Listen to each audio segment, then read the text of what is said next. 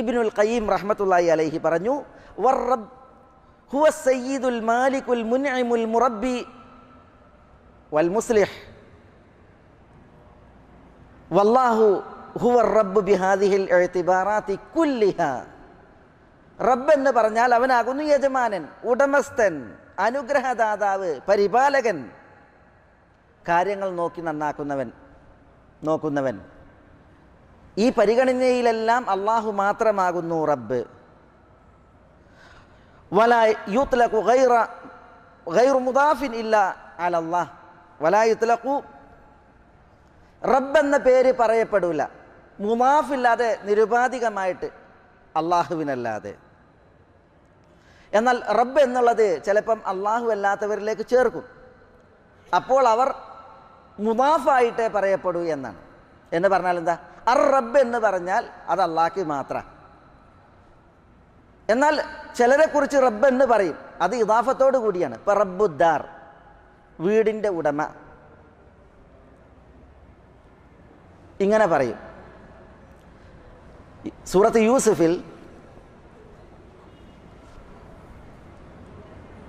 യൂസുഫ് അലൈഹി സ്വലാത്തു വസ്സലാം സ്വപ്ന വ്യാഖ്യാനം പറഞ്ഞു കൊടുക്കുന്നുണ്ട് 2 ജയിൽ പുള്ളികൾക്ക്.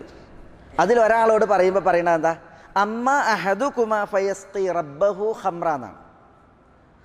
നിങ്ങൾ രണ്ടിലൊരാൾ തൻ്റെ റബ്ബിന്, അവിടെ റബ്ബെന്ന് പറഞ്ഞാൽ തൻ്റെ യജമാനന് എന്നാണ്, സയ്യിദിന് വീഞ്ഞ് പകർന്നു കൊടുക്കും എന്നാണ്.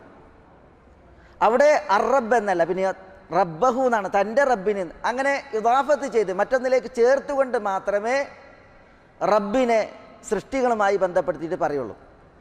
അറബി ഭാഷയിലൊരു രസികൻ കവിത ഉണ്ട്, റബാബത്തു റബ്ബത്തുൽ ബൈത്തി തസുബുൽ ഖല്ല ഫി സൈത്തി ലഹാ അശറുൻ ദജാജാത്തുൻ വദീഖുൻ ഹസനുസ് സൗത്തി. എന്താ റബാബ എന്ന് പറഞ്ഞ പെണ്ണ്, റബ്ബത്തുൽ ബൈത്ത്, ഓള് ഗൃഹനാഥയാണ് എന്നാണ്. റബ്ബ് എന്നുള്ളതിൻ്റെ സ്ത്രീലിംഗാണ് റബ്ബത്ത്. അവളുടെ പ്രത്യേകത എന്താ, തസുബുൽ ഖല്ല ഫി സൈത്തി എന്നാണ്. എപ്പോഴും നെയ്യിൽ കൊണ്ടുപോയിട്ട് 37 സുർക്ക പാരുന്നാണ്, പൊട്ടത്തിയാണെന്ന് അർത്ഥം. ലഹാ അശറുൻ ദജാജാത്തുൻ ഹസനുൻ ദീഖുൻ ഹസനുസ് സൗത്തി. അവൾക്ക് 10 പടക്കോഴിയുണ്ട്, 1 പൂവൻകോഴിയുണ്ട്. ഏതായാലും കവിതയാണ് അത്. പക്ഷെ അവിടെ റബ്ബത്ത് എന്ന് പ്രയോഗിച്ച് എങ്ങനെയാണ്, ഇദാഫത്തോടു കൂടിയാണ്, റബ്ബത്തുൽ ബൈത്ത്.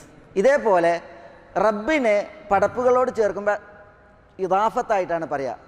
അറബ് എന്ന് പറയുമ്പോൾ അത് അള്ളാഹു സുബ്ഹാനഹു വ തആല മാത്രമാണ്. ഇതാണ് അതിൽ ആ വിഷയത്തിൽ പണ്ഡിതന്മാർ ഉണർത്തുന്നത്. പക്ഷേ റബ്ബ് ദുനിയാവിൽ കുറേ നമ്മൾ കേൾക്കാറുണ്ട്, ഇന്നയാൾ റബ്ബാണ്, ഇന്നയാൾ റബ്ബാണ്, ഇന്നതിൻ്റെ റബ്ബാണ്. അള്ളാഹു സുബ്ഹാനഹു വ തആല റബ്ബാണെന്ന് പറയുമ്പോൾ അള്ളാഹുവിൻ്റെ വിശേഷണങ്ങളോട് കൂടിയിട്ട് വിശുദ്ധ ഖുർആനിൽ ആ റബ്ബിനെ പരിചയപ്പെടുത്തിയിട്ടുണ്ട്. ഇപ്പോൾ സൂറത്ത് അമ്മയിൽ നമ്മൾ റബ്ബി സമാവാതി വൽ അർളി വമാ ബൈനഹുമാ എന്താ, അർ റഹ്മാൻ, വാനങ്ങളുടെയും ഭൂമിയുടെയും അവയ്ക്കിടയിലുള്ളവയുടെയും റബ്ബ്, അവൻ റഹ്മാനാകുന്നു എന്നാണ്, പരമകാരുണികനായ റബ്ബാകുന്നു എന്നാണ്. അതേപോലെ സലാമുൻ ഖൗലൻ മിൻ റബ്ബിർ റഹീം, സ്വർഗവാസികൾ സ്വർഗത്തിലെത്തിയാൽ റഹീമായ റബ്ബിൻ്റെ അഭിസംബോധന അവർക്കെന്താ, സലാം എന്നാണ്, സമാധാനം എന്നാണ്.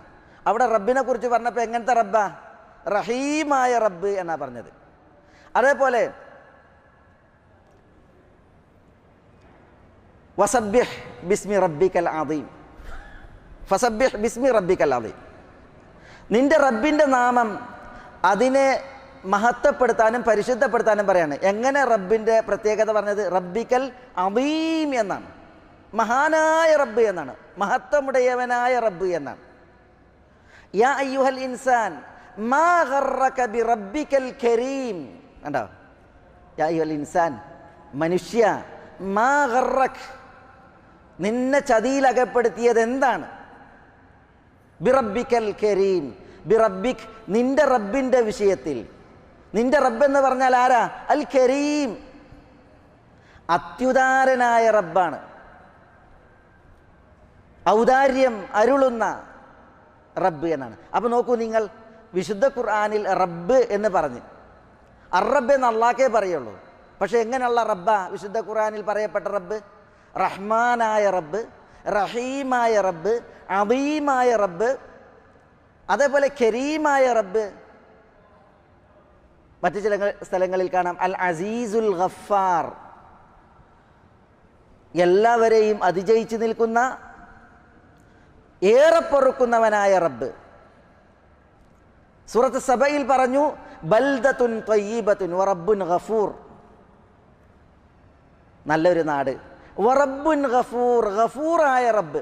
ഗഫൂറായ റബ്ബ് എന്ന് പറഞ്ഞാൽ പാപങ്ങളെല്ലാം പുറത്ത് മാപ്പാക്കുന്നവനായ റബ്ബ്.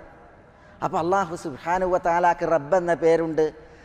ആ പേരുള്ള അള്ളാഹു സുബ്ഹാനഹു വ തആല റബ്ബായ നമ്മുടെ അള്ളാഹു, അവനുള്ള പ്രത്യേകതകളാണ് വിശുദ്ധ ഖുർആനിൽ ഈ വചനങ്ങളിൽ നമ്മൾ മനസ്സിലാക്കുകയും ശ്രവിക്കുകയും ചെയ്യുന്നത്.